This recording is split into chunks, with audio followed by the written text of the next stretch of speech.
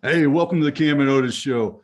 Oh man, sit down, get your pencil, get your notebook, take your hat off, and relax for a minute because this is going to be fun and informative. I know because I know my buddy Joshua Lee is just gonna it's going to be high energy, and believe it or not, yes, Otis can be high energy. It's going to be that way, and we're going to have fun with it. Josh, man, good to see you, brother.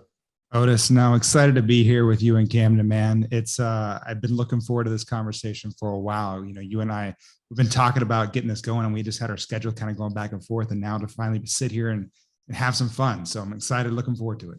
Yeah, and I'm going to start off with a caveat that I like you anyways, uh, even though where you went to school, I don't particularly care for that school.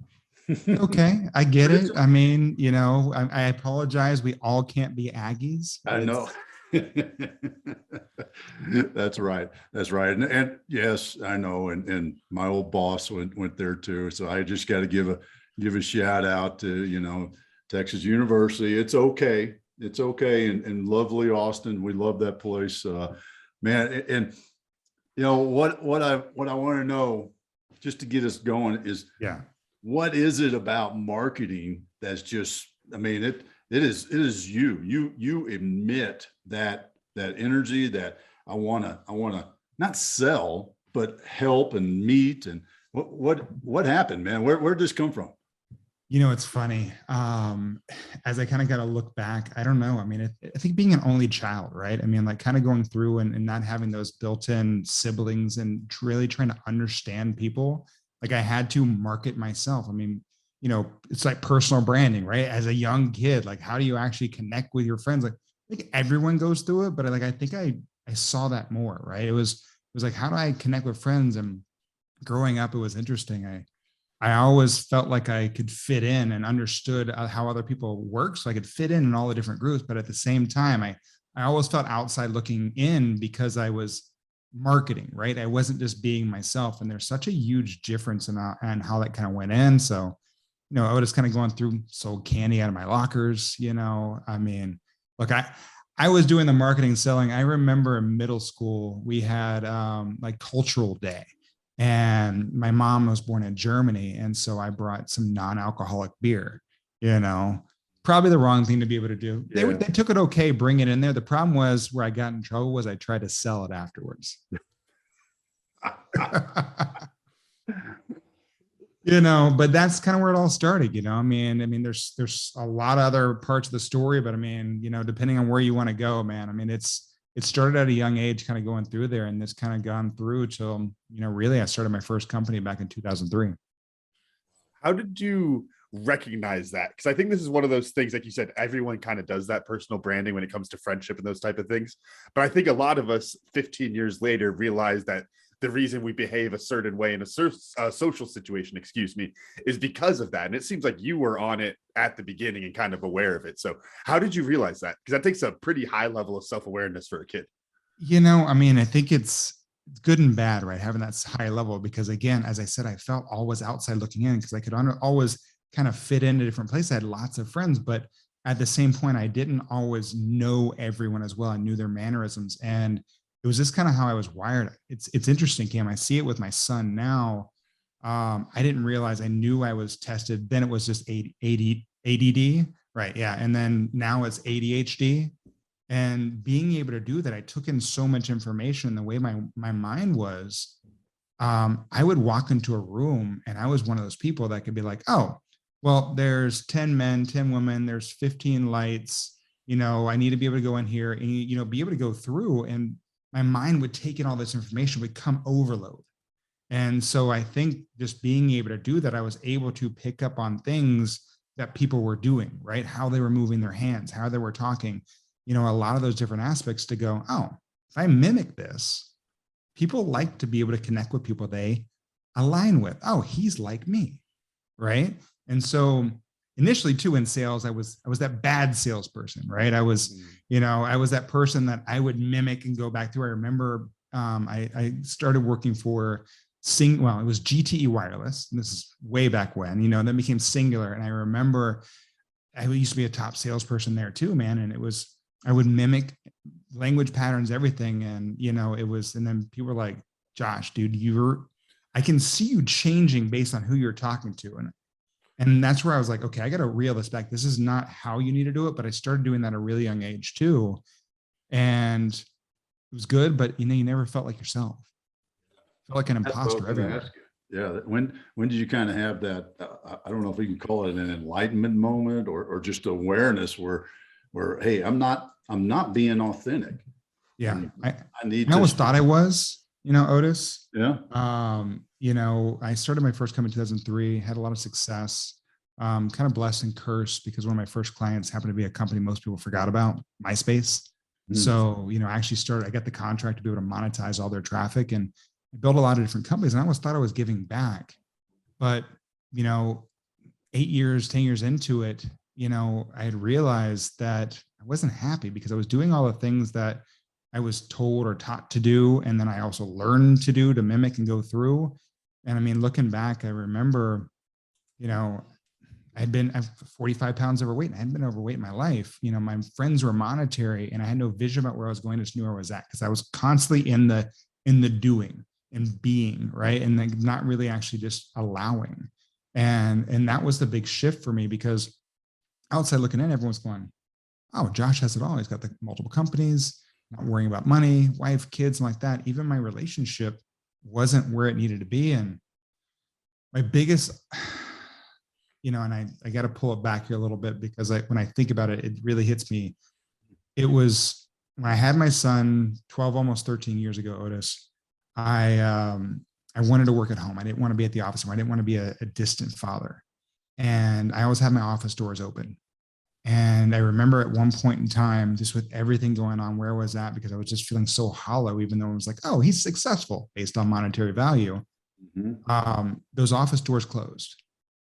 And when those office doors closed, that office not only became a sanctuary, but a coffin for me, where I would just stare at the wall for like 8 hours a day, honestly contemplating my own life. Like, should I be on this planet? Am I worth more in the money to my family than actually me being on? And not until I kind of went through that and I had talked to a friend of mine that kind of gave me the permission to take my own life back and to be me again, did I truly kind of become aware and start having this massive shift in my life. And I went through an entire reset. How'd you do that? Because I mean, a lot of people, I had the opportunity to do that, also I had that moment of clarity. I refer to it. Did you put a full stop or did you kind of transition into it, or how'd you attack that?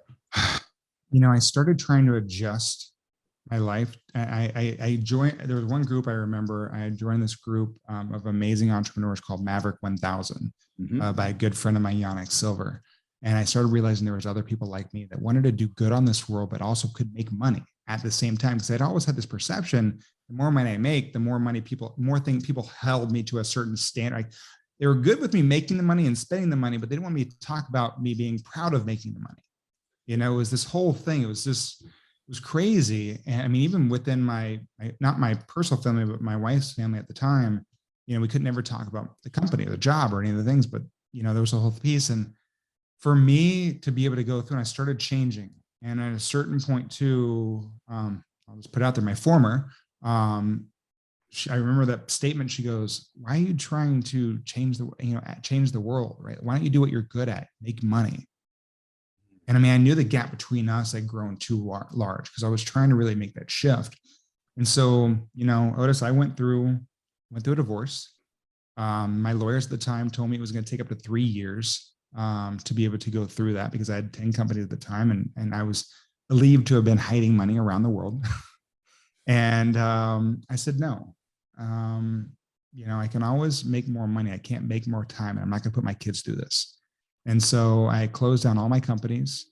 I gave everything away. And I went through a divorce. And 6 months later, I moved back in with my parents at 36 with a little bit under $1,000 to my name.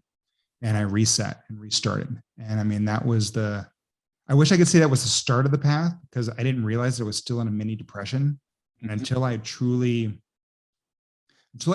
acknowledged, not just to myself, but to my friends and to my quote unquote social media following, that I thought I possessed, that I wasn't who I was. Because at that point in time, and this happens for everyone, my perception of other people's perception of me was driving me crazy, because I still perceived what they perceived of me as being that person that I was. And I wasn't anymore. Until I finally released that, I didn't have I didn't start my new life. That's an amazing thing that I've talked with a lot of clients about, and myself, when I changed, when I pivoted into executive coaching like I'm doing now, I got that same sort of thing. And I find it so ironic that we as humans, I mean, we can just, the people that just get stuff done, we work at, we're just gonna crush it. But we do it because we think other people think that we should do that. And we don't know. We only think they think that. To me, that's the drives so many people crazy, because we're like, oh, I'm betting right now. We're having this conversation. Camden's thinking about this about me. I have no clue until, Camden's like, tells me what's going on. I can't make that. But I mean, this is what we all have learned to do. And honestly, social media and the way it's gone has put us in a situation worse than we ever have in our history. Yeah, it has. And so how did you learn to compartmentalize that, or believe in yourself more? I think is probably the way I would put it, because that's where it really comes down to, is that mindfulness and believing who you are. How did you make that shift into that?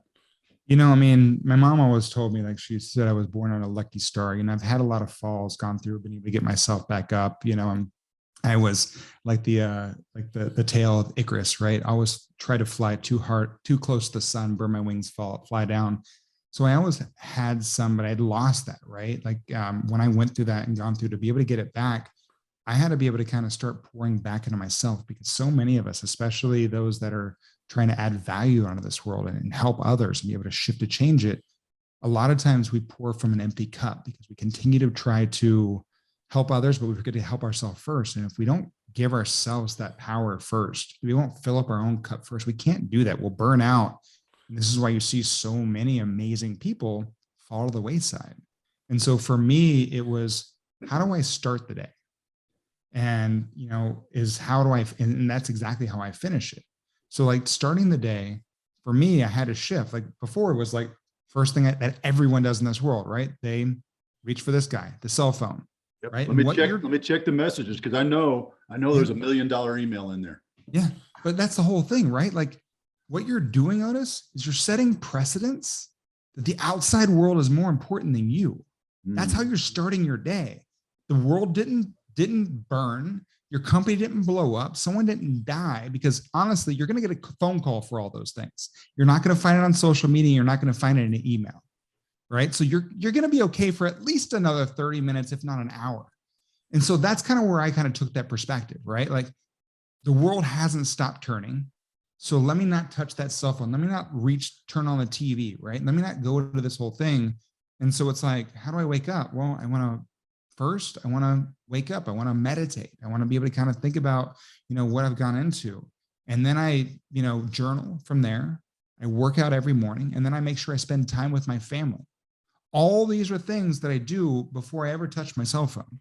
And so that was one of the biggest things for me to be able to do. And then when I do one thing above all. So let me ask you guys, have you guys ever made a to-do list? Oh yeah. Right? Daily.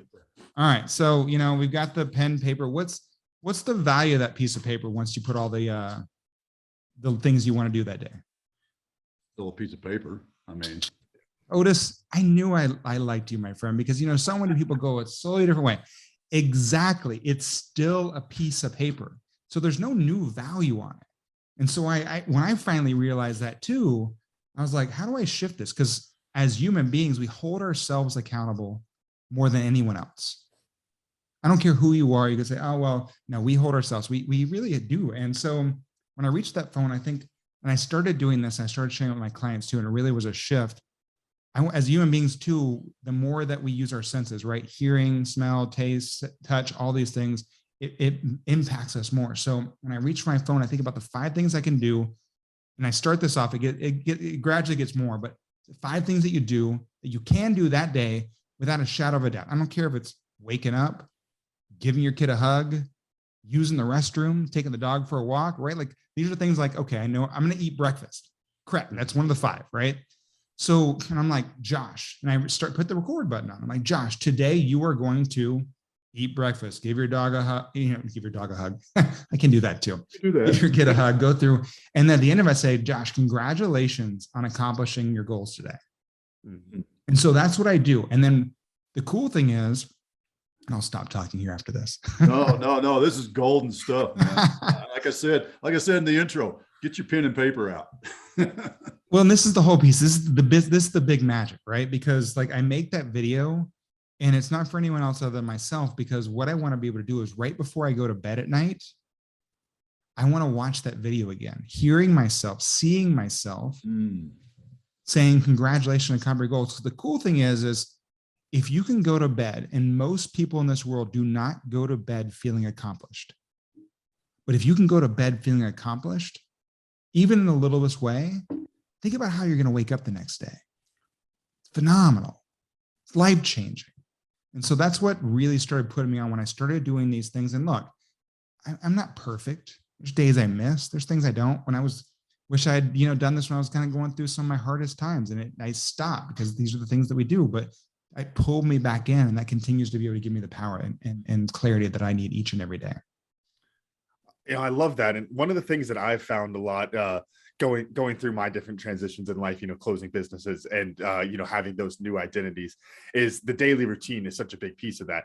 And one of the things that I found I was doing for probably about 3 years there was I was doing the daily to-do list. And even when I had the weekly outcomes, thanks, Dad, and I was thinking more big picture, I would still do the daily to-do list. And then I would just, sorry, the bad language came to mind, but just shit on myself at night if I didn't knock everything off.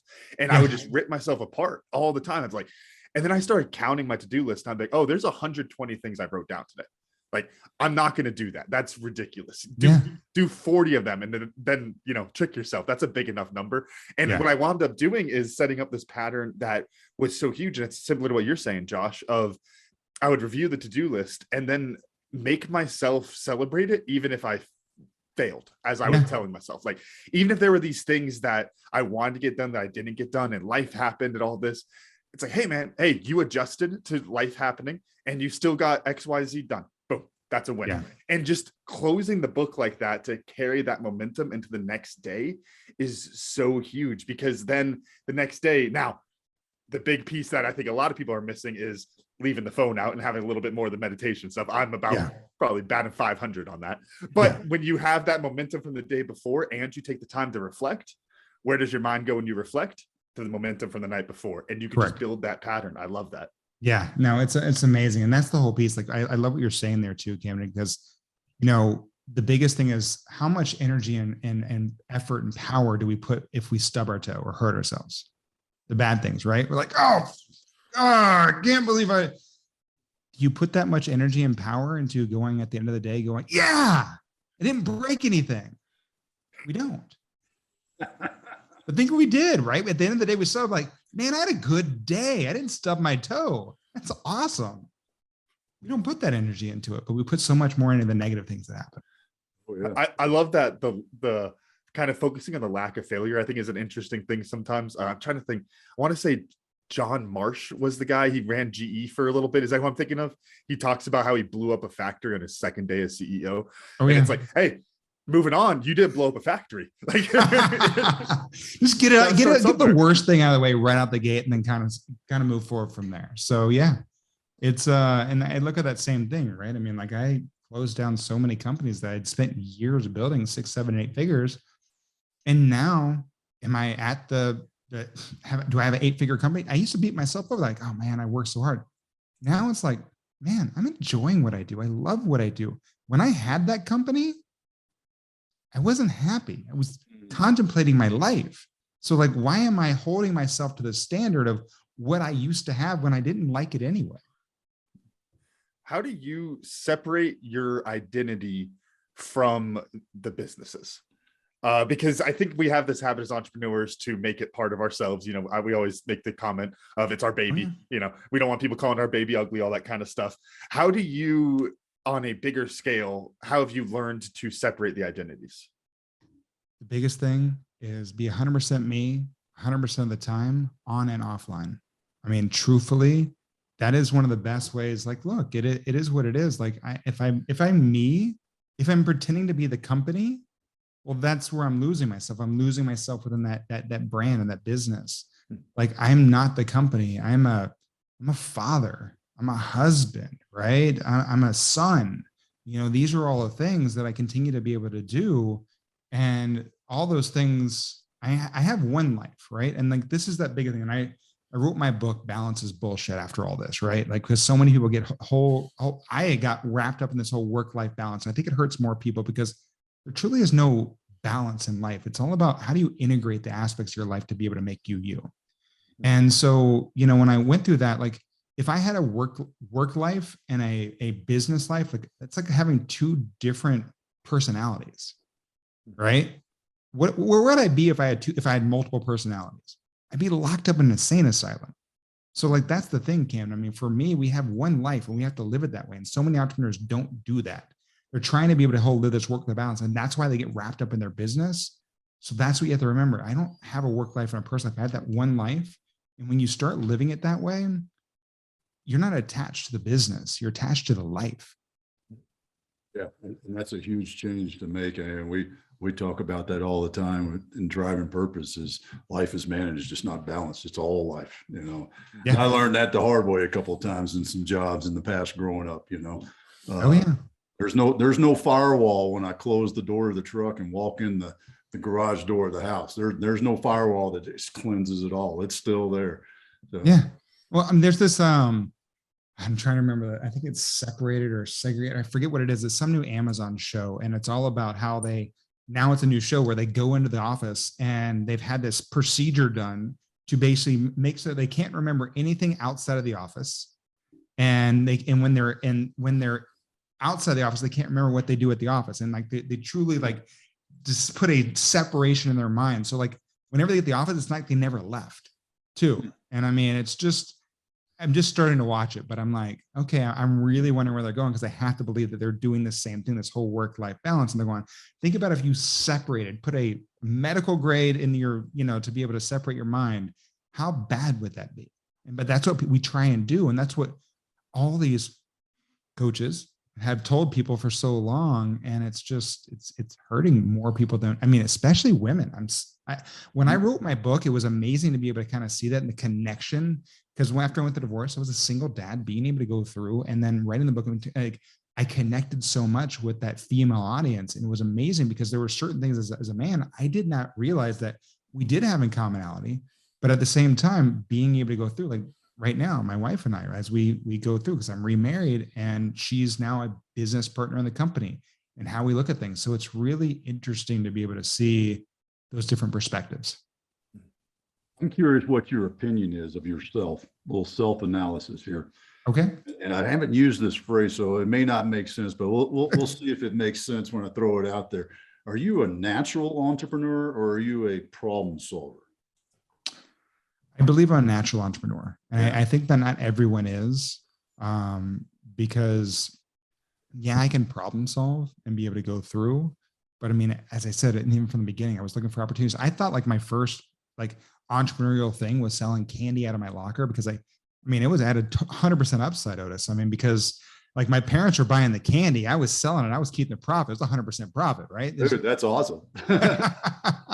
So it worked out well. But my mom reminded me, she goes, you think that, but she goes, I remember when you were younger and it was weird to me that you wanted to go to summer school. And I couldn't figure it out until all of a sudden one of the teachers called, you know, and let me know that you had gotten in trouble. And she's like, went up there like, what's going on? Well, I had realized that I could actually count cards very well. I remember taking all that information in. And so I was going to school playing cards with kids and actually taking money. Like it was an opportunity for me to go in. She's like, you were doing that before you were selling candy, like at a young age, being able to go in there. So it's just, I continue to look for, and I see, and this is what one of my good friends said, not only he said, I'm one of the best promoters he knows, to be able to highlight someone else and the amazing things about them. But I can always usually see around corners. Like I mean, I can see what's coming from, early on opportunities that were coming around to, like, I was the youngest corporate account executive at, in wireless, making 6 figures when I was in college, doing that. That's dangerous money at that age. Exactly. And then I went from there and I got in the real estate business for a little while. I got my broker's license, was doing really well before everything, and then jumped out of that because I saw the writing on the wall, what was going to happen in 2008, got in online advertising.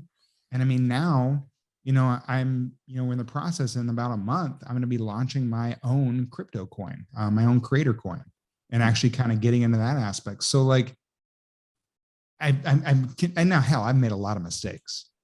That's an entrepreneur, but I keep on getting back up too. But I continue to be able to kind of see these opportunities. And I think that's what an entrepreneur is. Not be able to understand and represent mistakes, but always be paying attention to the environment and to be able to see how they fit in or actually can fit ahead. How are you seeing around the corner, I think is the way you put it, which is a really interesting way of thinking about things, because, I think everybody has that skill, but not many people trust it when they see it. You know what I mean? Otis, I think I've failed enough to realize it doesn't hurt. I mean, I can get back up. I've failed and fallen. I've hurt myself and I've gotten back up and I keep on going. And that's the only way. Like, so many of us, we get that, like, we were given a gut for a reason. We get that gut feeling, right? You're like, oh man, most of us don't trust it. Like in my business, I tell everyone too, like any clients that we work with, I'm like, look, at any point in time, you get that gut feeling like, oh man, I got to talk to Josh. We've reached a point, right? I don't care about the money. I never want that. You need to be able to trust this thing. There's a reason why we were given that feeling. And I think that's where most people don't actually pay attention. Our body is an amazing thing. And we were given all these different senses for a reason. But most of us think we're smarter than what we're feeling. Right? We're like, oh, that's just going through. Sometimes you just got to be able to trust that and go, you know what? I'm going to take a leap of faith and be able to go in and I'm going to bet on me. And that's really what it's kind of done. Like if I look at and this is where I see a lot of times we go into Otis, everyone's always kind of going in like, oh, well, I'm training on, like, I'm learning this training. Like, well, the training that you're learning most times is what someone did a year before. And now they're sharing it. Like I share it. Everything we do is everything that I do right now. And that's the same piece. It's like, how do we actually go through and actually not only share what we're doing now, but also share what I'm looking at in the future? Gary Vee does that really well. Mm-hmm. Yeah, a friend of ours, I'll call him a friend, Kim, Taki Moore. Okay, yeah, Taki Moore, yeah. Taki does that really, really well. We just spent 3 days with him. Oh, amazing. Yeah. Well, virtually, unfortunately, but still. I'd take it. I wish I was there with it. Yeah, no, that's amazing, because I mean, there's people like that are going through, and people look at them, they go, oh, they're crazy.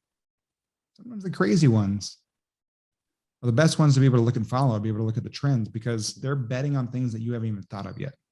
Yeah, let me say something real quick, Kim, before you go.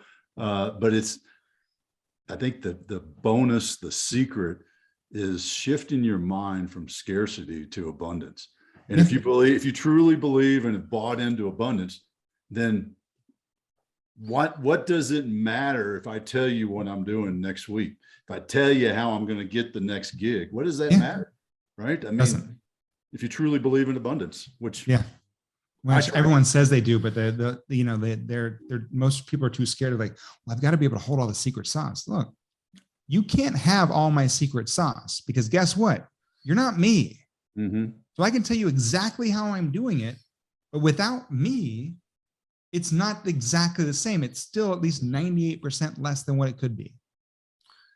Yeah, I talked with a co-founder of mine once about a similar type of thing, where it's like, you got to shift your mindset to where, if our real purpose here is solving a problem, like even if somebody steals the idea and they go solve that problem, oh, well, then we did our job because this problem got solved. Just like you get bought out by a big company and they scale it out and, do all this stuff. Well, if they're going to solve the problem, then they're solving the problem. If that was your real purpose behind it, then you could still be happy inside of that. In the same area of the mindset stuff, I'm really curious. So you said, Josh, failed enough that it doesn't hurt. I think a lot with entrepreneurs of like the athlete mindset, to where it's like, you know, we said this 100 times on the show, I'm sure, Dad. Athletes, as soon as you think about retiring, as soon as that thought's there, you need to retire, because you lose that half of a step. I have a friend who does a lot of stocks and like day trading, and he had the same kind of conversation once, where it was like, as soon as you lose your confidence, you need to step back for a little while, because if you don't have that confidence, you're going to fall apart. And I think that's a very similar thing as an entrepreneur. So in that, how do you not only just like look at the failures as, you know, it's not, you know, Dad, your phrase, failure isn't fatal, is a big one. But then how do you use that to keep the confidence going that whatever the next thing is going to be the big thing? Even if you're, you know, aware enough, you've had enough outcomes where, you know, not every idea is going to be the big thing, but you kind of keep that, almost like keep BSing yourself a little bit to keep that confidence. You know, I mean, I think that's just, you know, this is where I could be just crazy. I mean, I'm always a glass half full kind of guy. I mean, it's just like, there's, you know, you never know what's under that next stone unless you turn it over. Could be a snake, could be a spider, could be freaking gold, diamonds. You never know, right? So like, how can I predict what's going to be around the corner? Like, I can guess, really good hypothesis to be able to go through, but until I go around the corner, I don't know. Until I try that next thing, I don't know. I don't care what I believe in. Like, yes, there's lots of things, and I can go in and say everything's math, right? And if you look at it, everything's math. I mean, everything's an equation to be able to look at it, you know, and to be able to look at the aspects. But you know, believe me, my mom will tell you all the time too. She's like, sometimes like, I don't know how you keep, you know, she's like, you're under a lucky star. You keep on going through this because you've always have a positive attitude. And like, that's where my mom, my wife, you know, they both know too. Like, if there's something going on with me internally, I should say, like, they can tell very quickly, because I like my thought process shifts. Like I kind of, I'm either all in or I'm all out. Right. And if they can tell that I'm all out, like, I don't have much gray area anymore. I'm gonna be honest. Like, it's like, if it's gray, I'm like, why am I gonna waste my time? Like, hey, let's go all in. And yeah, that's on a lot of things to be able to go through. It's an amazing quality. Sometimes my wife gets a little pissed at me for it. She's like, no, you're just a no. I'm like, either it's a hell yeah or hell no. Like, why live in between? So that's kind of where I look at it. Did I answer the question? Because I might have talked around in circles. I think so. And then I think the other aspect of it that made me think of is, you know, it's like the whole self-fulfilling prophecy aspect of, if you think you're going to fail or you think you're going to succeed, you're right. And it's like, if you're looking at it, you know, like you said, everything's math. If you look at it as one situation and you're trying to stack the cards for you as best you can, if you believe, then your odds just went up. And 100%. If you can get yourself to do that every single time, your odds are going to keep going up. And then, you know, you will still have those failures. That's still going to happen. You're not always going to be right. But if you keep moving forward with that confidence, then you get that extra, you know, extra step of energy.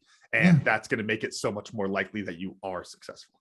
Well, you know, and Cameron, I'm betting on people. I'm betting on humanity, right? I mean, that's truly what it is.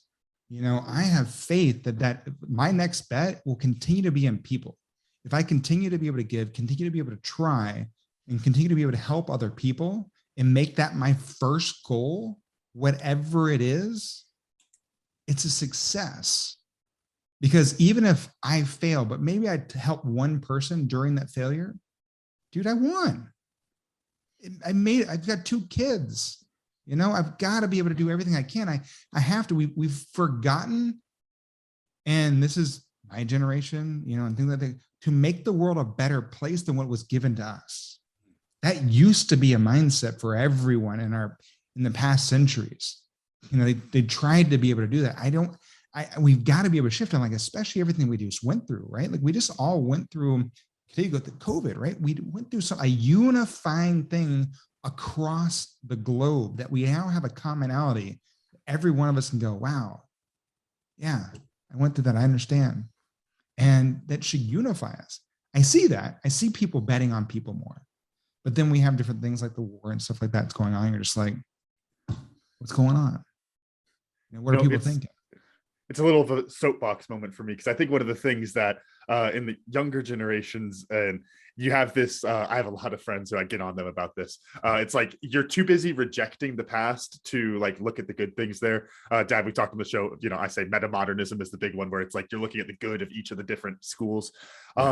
And it's like, I think it's a lot of people who grew up and looked at people who tried to go change the world, and then the world is still bad, and there's still bad people, and there's still all this stuff. And so they look at it and they're like, oh, well, that didn't work. But I think it's like the way I always say is like net positive, net negative. Which one do you want? And if it's one person you help, that's still a net positive. Like, That's it. Why not do it? Like, you don't have to literally change every aspect of the world in order to be successful. If you change one person, you know, my rugby example, I always use, Dad. If I can get one person to enjoy rugby as much as I did, and to have it change their life like I did, and then they get to go do that, I'm happy. That's all I coach for, because that's a ripple. One person, right? Exactly. We have to remember every tidal wave starts with a ripple.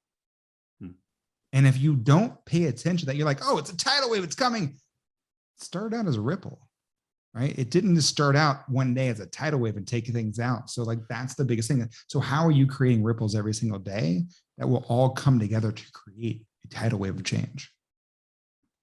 That's one of my favorites. It's the smile. And that's, you know, when we were all wearing masks, I used to talk about, well, okay, we've got to shift to the, you know, the Texas head nod, the wink, you know, because you can't just grin at somebody. I can think of many times walking through the Walmart with my mask on, smiling at somebody like I normally do. Go, oh yeah. Oh, just like get you, man. I mean, like I go to other cities, like it's great. Like, you know, I love Seattle, but like they had this thing called the Seattle freeze. And I look at people and I'm like, how do you, and I smile and I'm like, how do you not like even acknowledge, like as soon as you see me, you turn away. I'm like, come on, that's another human being. Like you're right. Like I was born and raised in Texas, right? So like I smile, I greet, I say hello to people, right? Like even if they don't say it back, but I mean, like, come on, this is common courtesy, I think, even with the mask. Yeah, I think I lost a little bit too. I was like, I'm smiling and I'm like, give me a little eye. Yeah. Oh yeah. It used to drive me crazy. It'd drive me crazy. Yeah.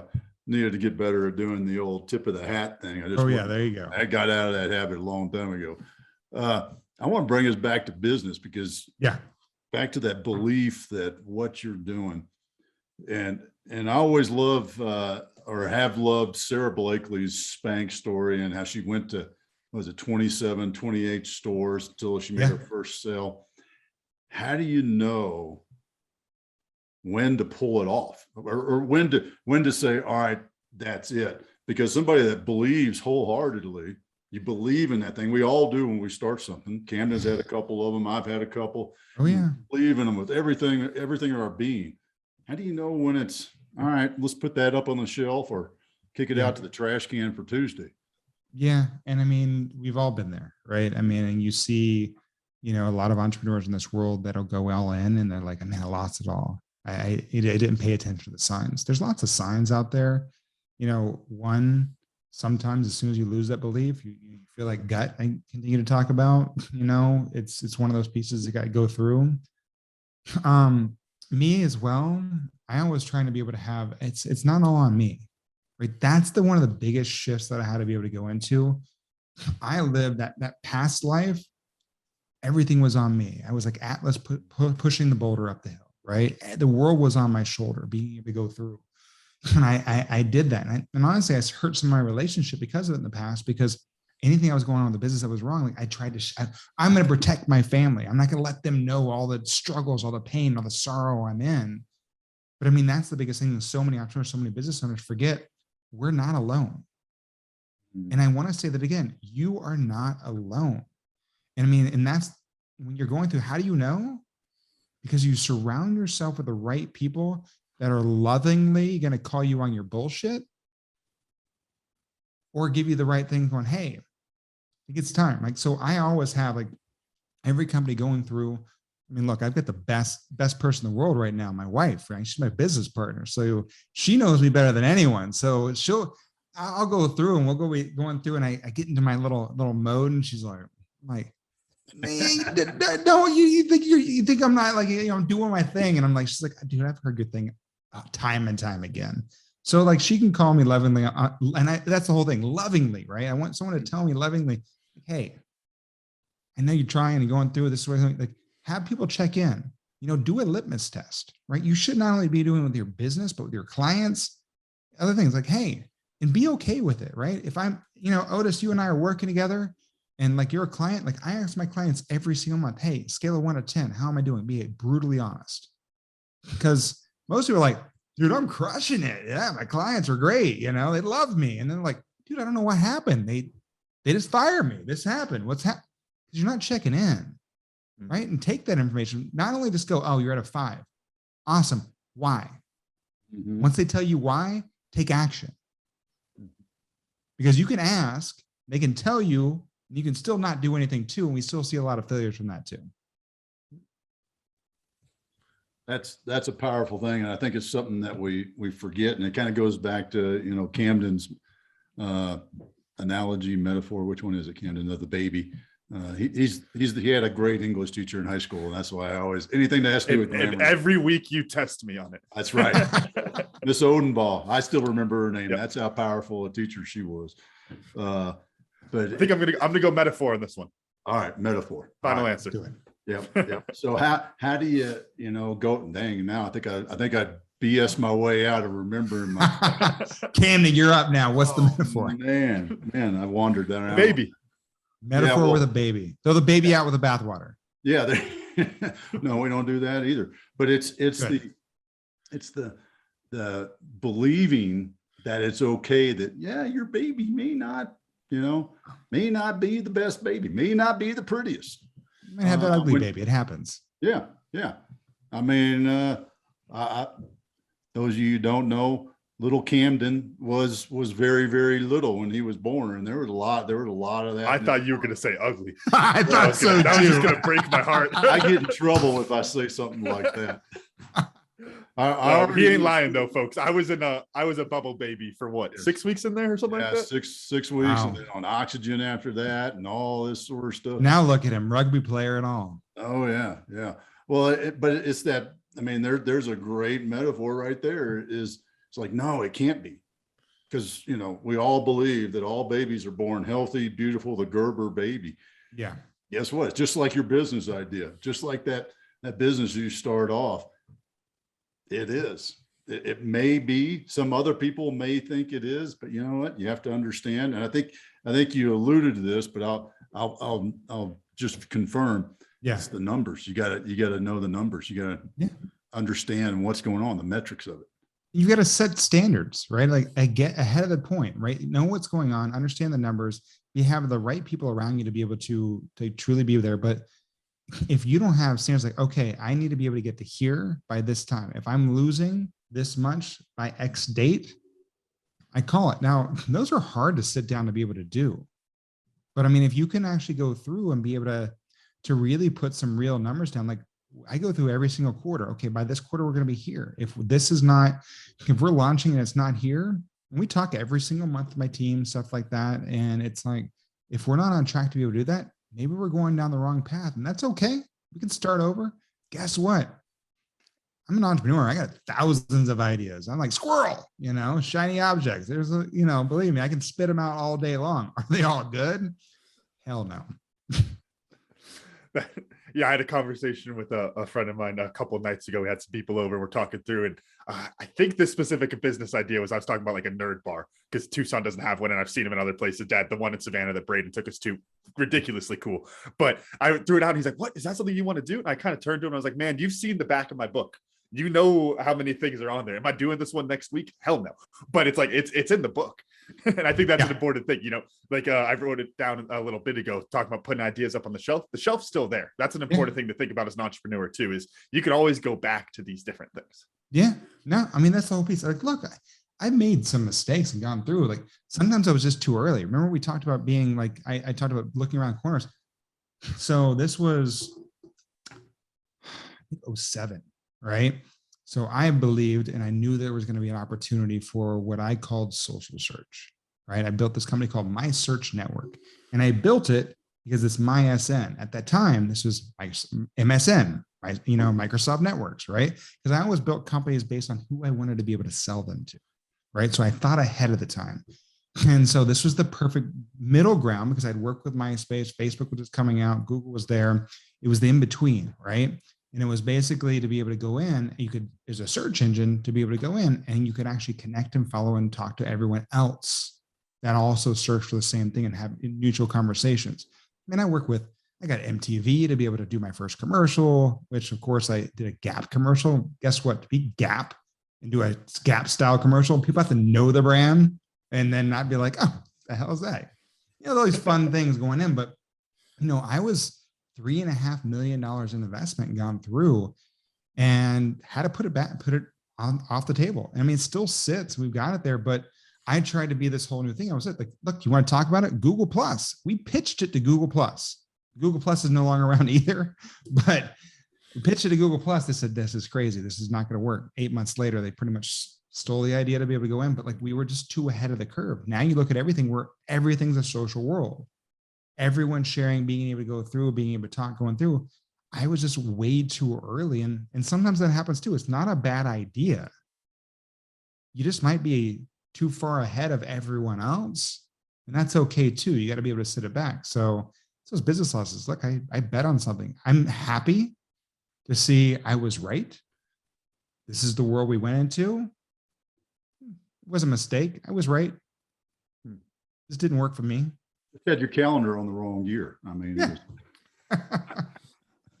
Well, you talk about, betting on yourself and these different business ideas. One thing that came to mind is something I experienced as an entrepreneur, and as somebody who's been down a little further down the road than I am. I want to know where this falls into what I would say, Josh. You're a pretty healthy entrepreneur in the sense of the way you look at things. You're not holding on to the baby that somebody calls ugly and screaming at the world or anymore, like I was a few years ago. But one of the things that I ran into a lot is this. You have this, what we call, some people call like healthy work-life balance, a well-managed life where you're doing all the different things and you're really happy and you're comfortable. And I found during some of my business ventures that was the worst work I could do. And that I forced myself to be unhappy, unhealthy, whatever you want to call it, for like a set period of time where I would go talk to my wife and literally say like, look, date night for the next month might not happen like it usually does. I'm going to be working at home while we're watching TV, like all these different things, because I need to put myself into an uncomfortable position to light that fire. So I want to throw that over to you, Josh. One, I guess, is that something you still do? Two, is that something that you think is healthy? And then three, what's the fix? I've done it. I mean, I remember, my first company that I went into, I'd spend 12 hours on the couch working all day. I had no life. I lost myself in the business. But I built a business I didn't love.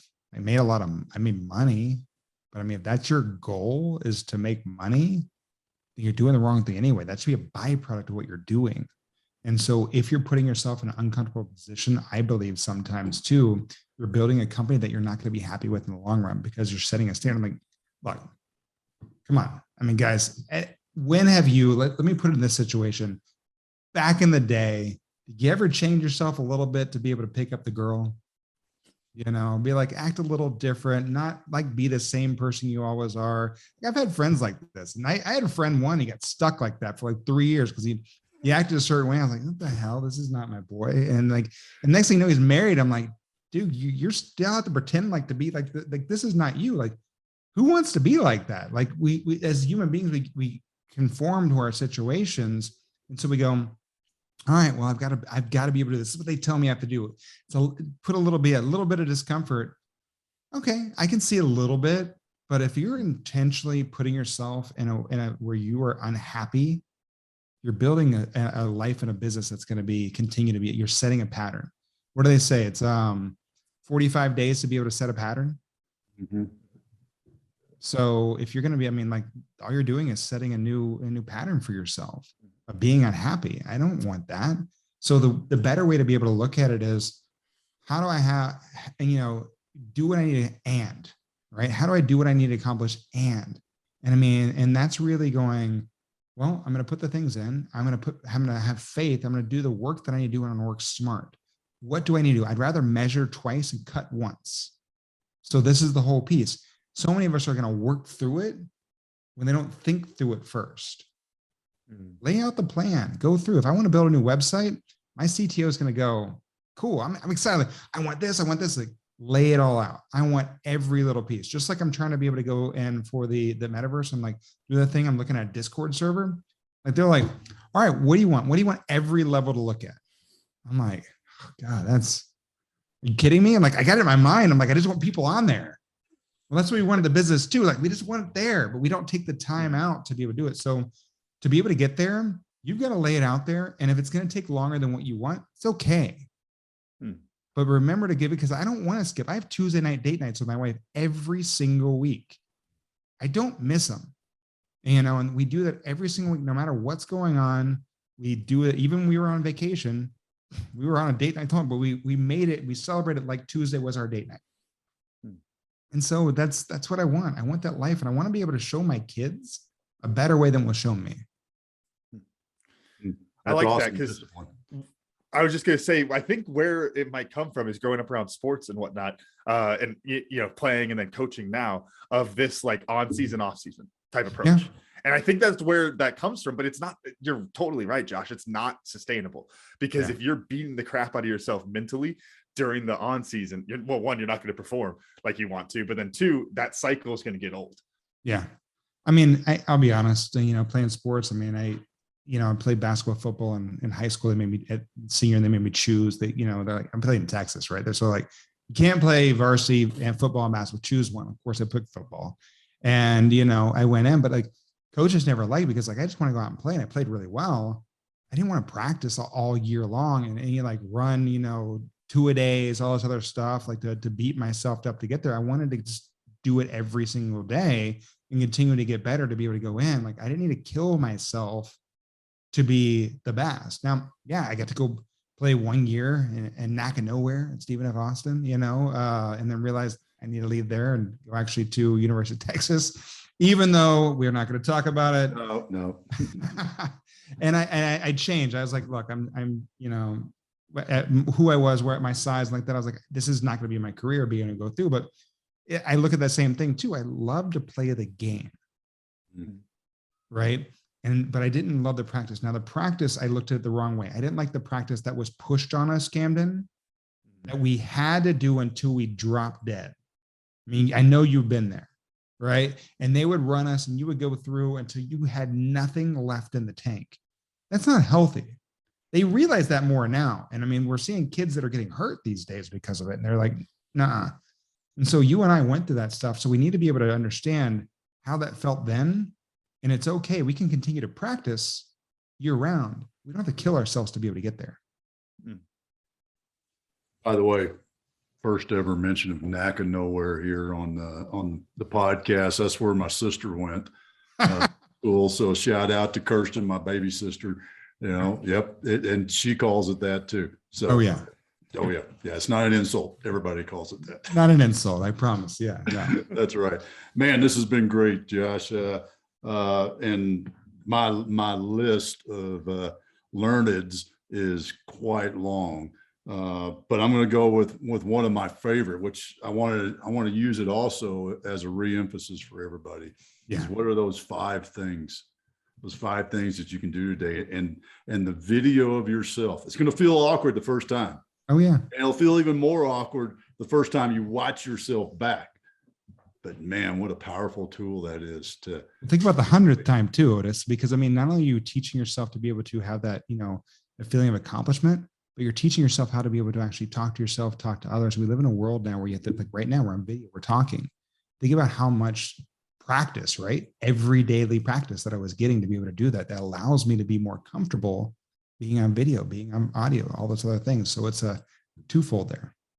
Yeah. Looking at the first time I did one, looking at myself on the little cell phone camera, that picture of myself, I was, you kind of cringe, and then you just get comfortable with it and become yourself. I mean, it ain't that hard. So, I mean, Otis, if you can tell yourself something and accomplish it, being your worst critic, you can tell anyone anything and know you can accomplish it. And that's that big thing, right? Like just think, if you're every day you're able to go in and accomplish the things that you tell yourself, doesn't matter what anyone else thinks at that point in time.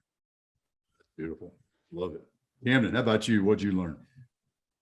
Very personal on this, that when I am chasing a business venture and I want to have that unhealthy habit for a month or so or whatever, I tell myself it's going to stop that I just need to step back and make a better plan, because there's no need for that. So and then the other one I had written down just before we got that, which a little bit more less personal on it, is betting on people and how important that is, that when you're starting your ventures, when you're looking forward, trying to look around the corner, if you bet on people, you're going to be all right.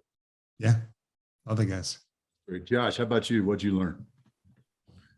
Man, the biggest thing I learned is that I need to be able to spend more time with Otis and Cam. I mean, guys, it's this has been really, really just being able to pull out the different pieces as I talk, because there were certain things that I went in with this conversation that I don't think I've talked about on another podcast or actually even paid attention to. Being able to kind of go into just the sports analogy as well too, and being able to look like Cam, like it didn't click until you said that. Like I've always said those things, but to be able to understand, those practices and what they ran us into and basically ran us into the ground, and that wasn't healthy. And then we continue to be able to look at that as entrepreneurs.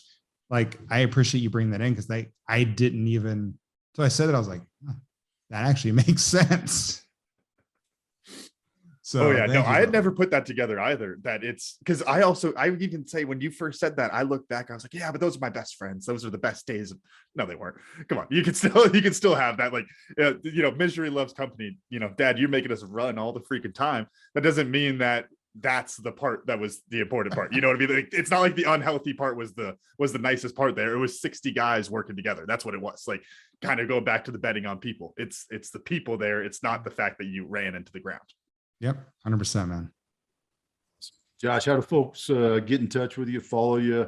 I know you got a lot of great resources out there. Where do they find you? Surprise. I mean, LinkedIn's my power platform. I love being able to connect with people there. It's where I share most of my content.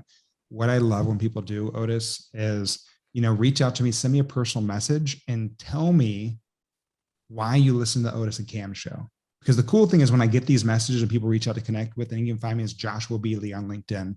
And I get these messages like, oh man, I listen to Otis and Cam because of X, Y, and Z. Man, that allows me to build a relationship longer with you guys. Because I can go back to you and go, hey guys, look at all these awesome comments that we got. I mean, that's ultimately what I want to be able to do. I want to be able to start a conversation that creates a relationship. Because once I have a relationship, that helps me, explore opportunity. And so that's the best way for everyone to reach out to me, is to tell me why they listen and what they love about you guys. That's great. Appreciate that. And man, this has been great. And yeah, we'll have to refill that cup. Not that it's empty. It's only half full right now. So here we go. We'll just have to revisit it again here in the not too distant future, man. Anytime, my friend. It's been huge. Really appreciate it. All right, Camden, why don't you run us out? All right. Thank you all for listening to today's show. Special thanks to our guest, Joshua B. Lee, for joining us today, and our sponsor, Tribe and Purpose. Find your tribe, find your purpose. You can check out recent episodes of the Cam and Otis Show on Spotify, Apple Podcasts, wherever you get your podcast, and check out a full archive at thecamandotishow.buzzsprout.com. The Cam and Otis Show is on Facebook, Instagram, and Twitter. Thanks again. We'll see y'all next week.